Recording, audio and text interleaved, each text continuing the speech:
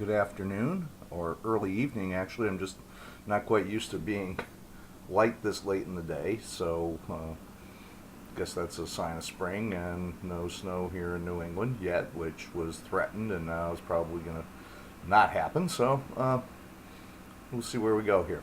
Anyhow, back to the matters at hand. A little bit about last week and a little bit about the week to come. Last week, once again, you guys did an excellent job with this discussion. I think it's, as I had to say last week, I have to say again, this is one of the better groups I've seen at the discussion, and I know this is where we're going to learn an awful lot about things.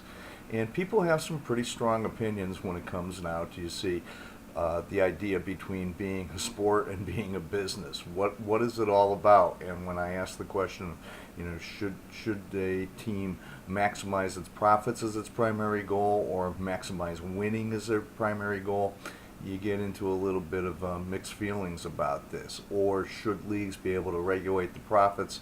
And actually, I think you're going to see that a lot of us got, in a very good way, got a little bit ahead of ourselves when we talked about some of the things that, when those of you who thought that people should be regulated, if you really look at it, you started talking about regulating the competitive balance and ensuring the fairness of the product on the field.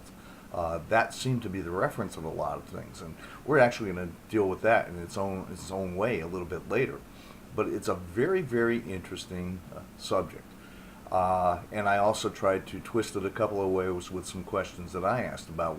When you looked at some of those lists from Forbes, it's interesting. You go in and you try to Google some information and see what you can find. And we talk about profitability, and immediately what shows up is list of the most valuable franchises, the most valuable teams, not necessarily the most profitable. And we all know that long-term profitability is a big factor in building value, but are the two absolutely the same? This is the thing I think we want to keep in mind. You find that there are an awful lot of teams that are very profitable that aren't the most valuable. The winners, the big winning teams in all the major sports, seem to be the ones that have the most value. But then there are some slight anomalies. Look at the Dallas Cowboys. I mean, yeah, they win, but they haven't been a dominant winner for the last several years. Long time since they won their last Super Bowl. Yet they're the most valuable franchise in the NFL, and the NFL franchises tend to dominate. But if you go off on international sport and look at those lists with the soccer teams, look who was at the top of those lists. Those are teams that win year in, year out, seem to be dynasties. So is there a relation? I tend to think that there is, and we'll discover more about it as we go. But the opinions that everybody had was they were very interesting. When I asked about the fair rate of return model, it's kind of like a public utility. There's only one place to buy electricity. Well, there's only one place to buy NFL football. So should we regulate it like in that same way and treat it as a public good? There are some who might argue that sports, with their sense of community and look how we all become passionate fans, are almost a public good and not like a tangible good. So that was a very interesting discussion, but I think you can see the big picture economic issues that come up. And so therefore, this week we're going to move into something else which is entirely big picture as well, and it's the kind of the intersection of law and sport. And what we're looking at there, primarily what we call antitrust law, monopolies. And the reason this is so important is this goes way back almost 100 years when baseball was granted an antitrust exemption by Congress, and so that they didn't have to behave or abide by the same laws that other large businesses did. And part of it was, I think the language used in the law at the time was it's a public exhibition, not a business. That true today? I'm not sure we can make that argument. So with my introducing, old history and legal history, I think it's interesting that a big source of your information this week comes from the Federal Reserve Bank of Boston. And they have a page in their website called Peanuts and Cracker Jacks, okay? And as I said in In the unit, it's not organized into chapters, it's organized into innings. And I'd like you to read innings 1 through 4, and then go back and read inning 4 again before you do the discussion and start answering the questions. But I think this gives a great picture of how sport operates as businesses and how it takes advantage of certain situations and how we behave in certain situations with the whole idea of big enterprise sports. I think it's going to shed a lot of light on some questions that probably you've been wondering about for years, or maybe just starting to wonder about now.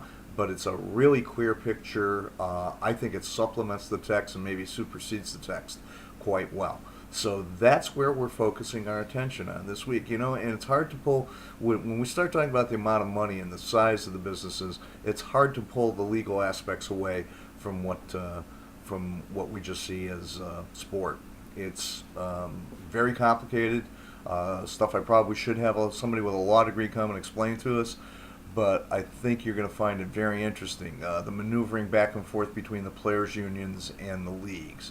The maneuverings within the leagues themselves. Are the sports, in each sport, major sport that we're talking about, are they independent businesses or one large business? These are the kind of things we need to look at. So again, great job, guys. I think you're doing really well with it. I'm enjoying reading.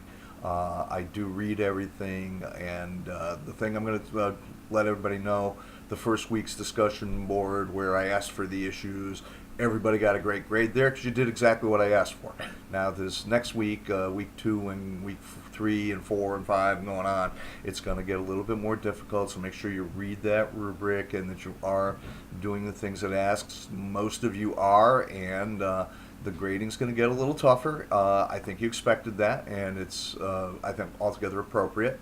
And I don't think there's anybody here who has anything to worry about. And we had some innovative approaches, the posting of a video response, much like I do here. That's great. That means you care enough to think about it and want to get your message across, and that's very important to me.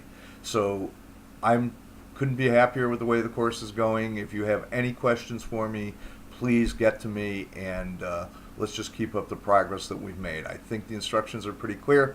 I think you're actually going to enjoy the stuff this week, particularly the things from the Federal Reserve Bank. The videos about the legal system are also very, very interesting and explain things very well. And I think you're going to have, again, a good unit, and I'm looking forward to this week's discussion. Thanks again.